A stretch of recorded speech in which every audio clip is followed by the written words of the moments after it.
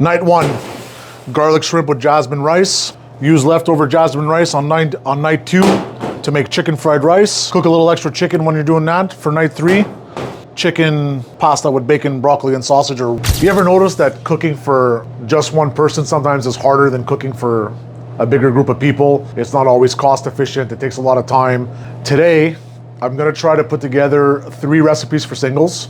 Call it like a 3-day meal plan. Each meal will lead into the next meal. So for our first meal, we are gonna do a sautéed shrimp with jasmine rice. I've gone ahead and I've washed this rice off camera. I like to use my little pot here, and I like to do the rice in the pressure cooker. 2 cups of rice went in, and I'm putting 2 1/4 cups of water.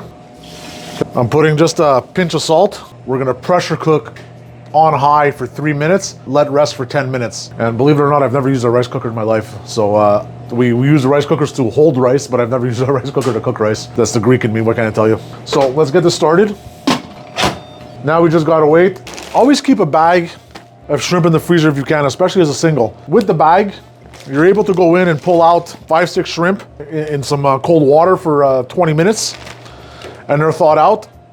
And you don't have to clean the whole bag. These go back in the freezer, and you have a portion of shrimp for 1 meal, and you got at least 2 more meals in this bag, depending on how big an appetite you have. Part of what I'm doing right now is I'm cooking extra rice that we're gonna use for tomorrow's meal. So while the rice is cooking, we're gonna prepare the shrimp.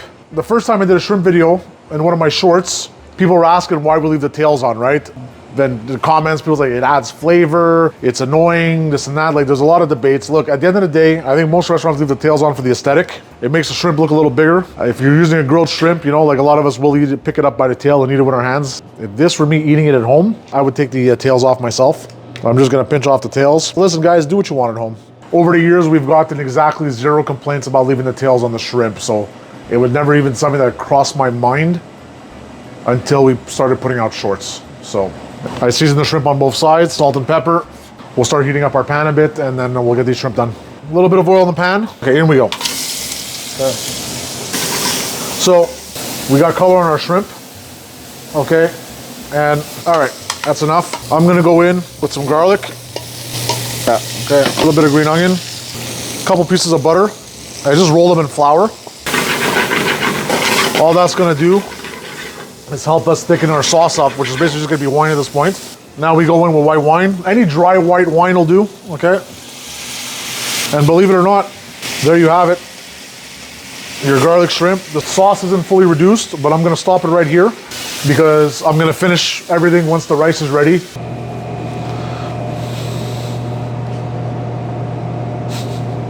No, it's actually okay. So the rice actually came out beautifully. We're just fluffing it up now. I have a little cup here. I'm gonna stuff it pretty good. We're gonna pop that right in over here. Take this in front and we'll put together our first of our 3 meals. Turn the shrimp back on. Let's take our, I'll just pop these shrimp around. I like my sauce everywhere, so all over my rice, all over my shrimp. Okay, this for me is a great meal for meal number 1. For night number 2, we're gonna use our leftover rice to make a chicken fried rice. We're gonna prep everything that's gonna go into our 1 portion of chicken fried rice. So right now I'm gonna finely cut a carrot. Again, we're cooking for 1 person, so we wanna make this as fine as possible. I'm gonna put a little bit of celery in my fried rice as well. I love celery. Bit by bit, a bit of onion. Onion makes everything better.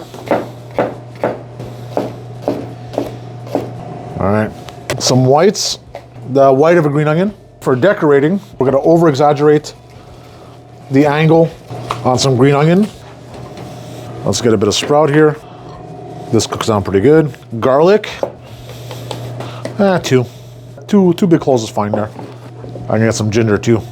I'm gonna go ahead, a little bit heavier on the ginger. I'm a ginger freak. And to be honest, I'm gonna mix all this together. I went and got some frozen peas, by the way. And we're gonna whip up a couple eggs, last few parts of the prep. Now we're gonna deal with the chicken. Night 1's rice set up night 2's chicken fried rice, and the chicken from night 2 will set up night 3's chicken pasta. I'm gonna cut up the chicken, I'm gonna cut it in half just to make it thinner. Then we're gonna brown off the chicken. We'll be able to use it for night 3 chicken pasta. I'm gonna go strips. Okay. I'm gonna do little thin strips. What I'm gonna do, I think, is I'll just fry them off in a little bit of cornstarch, salt and pepper. Seasoning right here on the board, salt and pepper. I mix this up, and then we have a bit of God. Do you hate the feel of cornstarch? I hate the feel of cornstarch. Ugh. I'm getting tingly just handling this stuff. Clean up, fry off this chicken, and then we'll make the meal 2 chicken fried rice. We're back in front, heating up a pan. This sole purpose right now is we're just gonna brown off the chickens. Maybe 2 batches, I'd say. Ow, there's burn number 3, by the way. How often do you burn yourself? Every night, every night. When you gotta feed 300 people in 4 hours, eventually something's gonna go wrong, and when it goes wrong, you gotta be able to adjust. And sometimes adjusting means dropping the hammer and maybe pushing a little harder than you should, and stuff happens. These are burns from caramelizing sugar the other day. This is probably a pizza oven burn. Yeah, I know. I heal quick though. I got good skin for that. Chicken's off. We'll put in the rest in a sec. I'm gonna get it all in here now. To be honest, you probably get 3 meals with this chicken. You wanna get your wok nice and hot. Oil. Give me that spatula off the table if you can. No, yeah, sorry. Right away with the egg. Get that a nice bubble and off. Okay. Touch more oil. Onions, carrots, celery, green onion. You dropped your garnish in there. Did I put my garnish?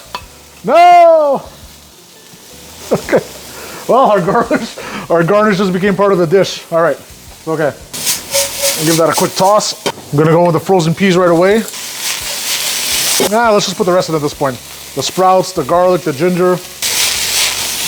Let that cook up nicely. I'll put my chicken back in at this point. I said food for one, right?